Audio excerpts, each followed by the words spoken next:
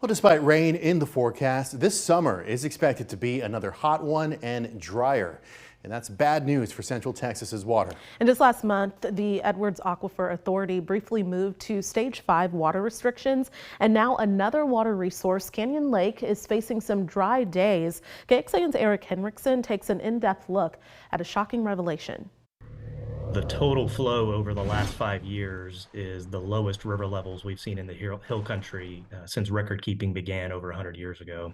It's bad news for Central Texas. Recent rains did bring a small amount of improvement, but it was only enough flow to refill Canyon 2 to 3 inches. Charlie Hickman with the Guadalupe Blanco River Authority says Canyon Lake, which supplies water to San Marcos, Kyle, and Buda, has seen some of the most obvious impacts of the drought. We've actually only seen the flows get up high enough to get into a mode where you can refill the lake 34 days only since 2022. And in that same time period, the lake saw zero water flowing into it for 260 days. You have these declining inflows, that's not just a measure of meteorological drought, but also what we're seeing underground. Marisa Bruno with the Hill Country Alliance says that many of the streams that feed Canyon Lake are spring fed. Even when we do see rain, our soil is so parched that a lot of that water just isn't making its way down into our aquifers like we'd like to see. We need to get into a period where we have, well above average rainfall for